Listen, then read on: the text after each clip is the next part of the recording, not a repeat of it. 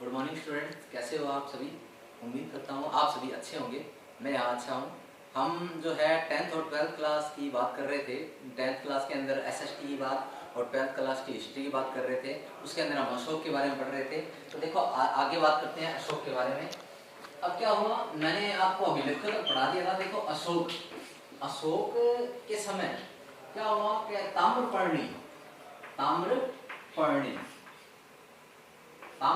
का एक राजा था जिसका नाम था, श्रीलंका है ताम्रपर्णी, श्रीलंका में ताम्रपर्णी का राजा जिसका नाम था तिस्य। क्या नाम था? तिस्य। जो तिस्य है उसने क्या किया, अशोक से आज्ञा मांगी और उसकी उपाधि देवाना पिय, उसकी उपाधि क्या थी? देवाना पिय। अशोक की उपाधि धारण की है। अशोक से प्रभावित होकर के देवाना पिय की उपाधि किसने धारण की है? तिस्य ने धारण की है। कहाँ का राजा है? ताम्रपर्णी का राज्य है। ठीक है। अब क्या हुआ, उसने क्या किया, दूसरा राज्याभिषेक किया ना, पहले तो कर लिया था, दूसरा राज्याभिषेक किया। तब जो है तिस्य ने अशोक को आमंत्रित किया। किसको आमंत्रित किया है? अशोक को। तो अशोक स्वयं नहीं गया है, अशोक के एक पुत्र का नाम था महेंद्र और पुत्री का नाम था संघमित्रा।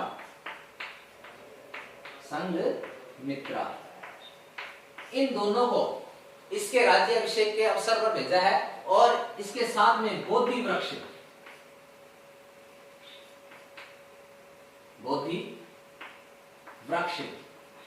की जड़ बेची। की क्या बेची है? जड़ बेची है। यानी कि बौद्ध धर्म का प्रचार कहां जा रहा है? अब श्रीलंका में जा रहा है। तो भारत से सबसे पहले बौद्ध धर्म कहां गया है? श्रीलंका में गया है। ठीक है, इतनी बात समझ में आ गई।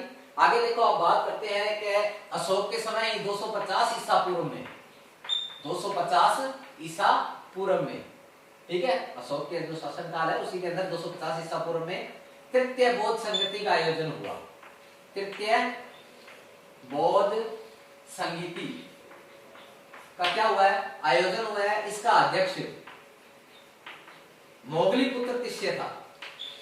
मोगली पुत्र तिस्य था, जो अशोक का क्या था? भाई था। अशोक का भाई का नाम क्या है? मोगली पुत्र तिस्य है। उसने कौन सी बौद्ध संगति में आया का अध्यक्ष था? तृतीय बौद्ध संगति। तृतीय बौद्ध संगति है वो किसके शासनकाल में हुई है? अशोक के शासनकाल में।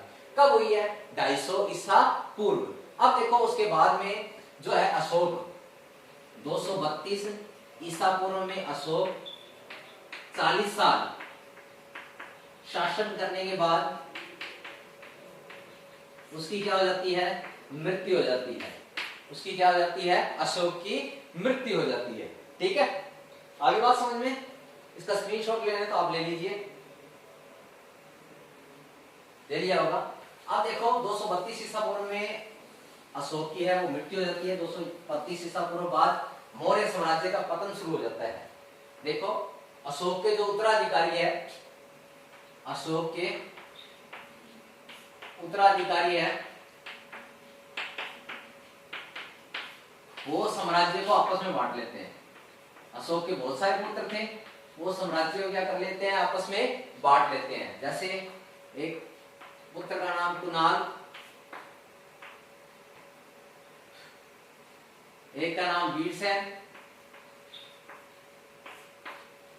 कुणाल, वीरसेन, और उसके अलावा जो है जालोक, वीरसेन, जालोक,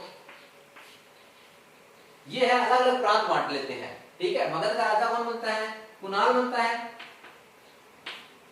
वीरसेन का राजा बनता है, गंधार का बनता है, और जालोक है वो कश्मीर का स्वतंत्र राजा बन जाता है।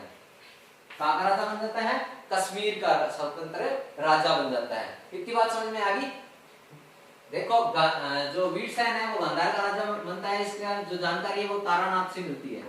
किससे मिलती है? तारानाथ से। ठीक है, जालोक है वो कश्मीर का राजा बनता है। इसकी जानकारी है वो राजतरंगिणी से मिलती है। राजतरंगिणी से मिलती है। ठीक है, राजतरंगिणी से मिलती है। अब कुणाल क्या था? अंधा था। क्या था? अंधा राजा था। इसके कारण इसका प्रशासन है वो संप्रति संभालता है। कौन संभालता है? संप्रति, यानी किसके हाथ में चला जाता है शासन? संप्रति के हाथ में। इसके अलावा एक राजा को और वर्णन मिलता है जिसका नाम था दशरथ। ठीक है, संप्रति के बाद, कुणाल के बाद में किसने शासन किया?